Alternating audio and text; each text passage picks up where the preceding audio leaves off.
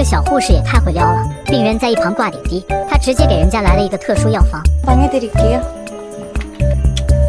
从这个吻开始，张赫就彻底沦陷了。晚上他到处晃悠的时候，偶然看见多恩在楼道里吞晕吐雾。虽然这个行为不太好，但张赫还是觉得多恩像下凡的仙女。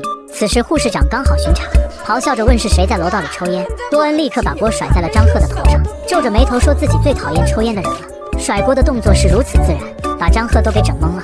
有了这次交集，多恩开始对张赫不客气了。他吃张赫的营养餐，一口一个小荷欧巴，还会在夜班的时候趴在张赫的病床上小憩一会儿，看起来非常疲惫的样子。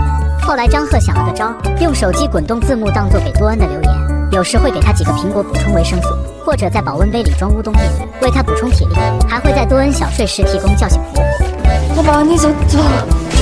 172, 2분 52초 주무셨습니다. 고마워요, 약오빠。 随着日常相处，多恩睡觉的姿势越来越豪放。张赫缩在病床边的小角落，虽然拥挤却满是幸福。只要离开护士长的视线，他就会把轮椅让给多恩，还顺走了病友们珍藏的巧克力和人参，用来讨好多恩。但美好的住院生活马上就要结束了，张赫内心满是不舍。他大晚上的去殡仪馆扯了几朵花，准备向多恩告白。可多恩不知道怎么回事，请了好几天的假，直到出院都没有再见到多恩。他实在按捺不住想念，于是又折回医院，偷看了护士们的名单，试图背下多恩的电话号码。但护士长很快就发现了他只能记下部分数字，找借口探望病友时，还在反复记忆多恩的号码。回家后，他不停地打电话，从白天打到黑夜，从黑夜打到凌晨。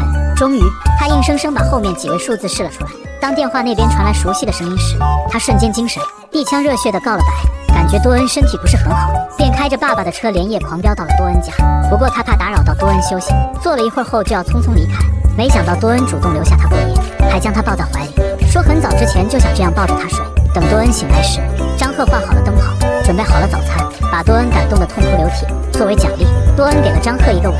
从这之后，张赫就经常打着探望病友的名义来医院陪伴多恩，每天不论多晚，他都会送多恩回家。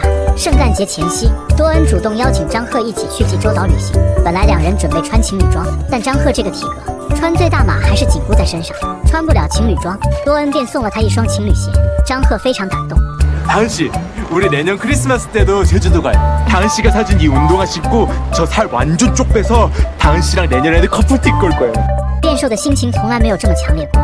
按照正常的剧情发展，张赫终于从一个胖子变成了一个轻盈的大帅哥。公司要把他派到大公司学习，为了兼顾工作和恋爱，张赫买了戒指，表示自己守护爱情的决心，还提了辆新车，这样就可以随时来回。但在新的公司里，张赫遇到一个强有力的对手宝英，宝英经常对他冷着个脸，拿他买的咖啡做人情，还故意误导他的工作方向，导致他被上司批评。工作上，宝英绝对算是个狠人，赶项目时天天在公司通宵，经常在吃泡面的时候吃到头发。张赫对他很是嫌弃，但又忍不住关注着他。在和宝英组成工作小组后，无论是上班时间还是休息时间，全部黏在一起。知道宝英吃饭不雅观，每次开饭前，张赫都会贴心的递上围裙。这样一来二去，两人之间产生了暧昧。这边的多恩经常在医院加班，双方工作繁忙又分居两地，相处的时间大大减少。张赫去找多恩的次数也少得可怜。在项目结束后，宝英请张赫吃饭，而张赫明明有约在身，却鬼使神差的对多恩撒谎，说他还在公司加班。到多恩家后，只见门口堆满了垃圾。多恩连上几天夜班累得不想动弹。张赫觉得自己好不容易回来一趟，并不想做换灯泡倒垃圾这种杂事，争吵一触即发。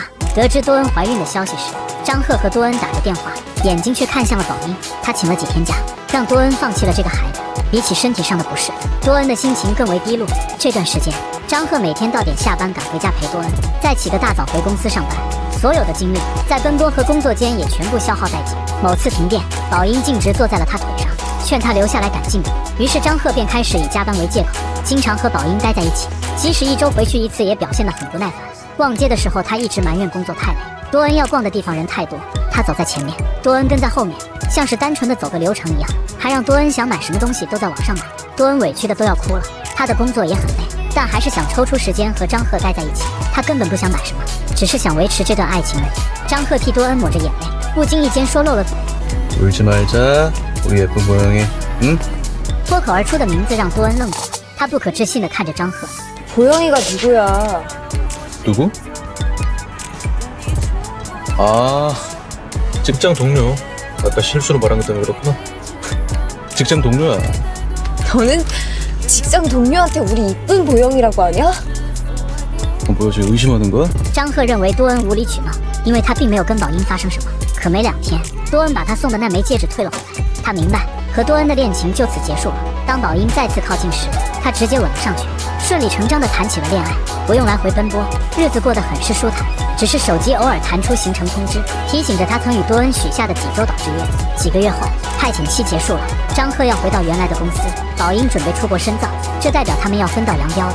思考过后，张赫找到戒指向机场狂奔，以为多恩没有退票，是在等他一起去济州岛。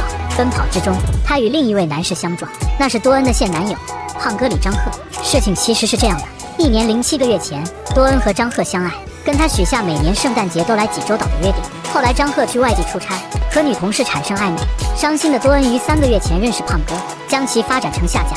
胖哥和张赫名字一样，只不过前面多了个小。他弥补了张赫缺失的爱与陪伴，帮多恩到垃圾修灯泡，在多恩做完手术后悉心照顾。后来多恩摘下戒指分手，愉快的和胖哥在一起了。去济州岛的机票也没有浪费，他告诉工作人员名字输错了，是李张赫不是张赫。就这样无缝衔接了下一段恋爱。复合不成的张赫气得一脚踹飞了垃圾桶，可他根本没有资格说人家。对多恩来说，张赫已经成了过去式，现在她的男朋友是李张赫。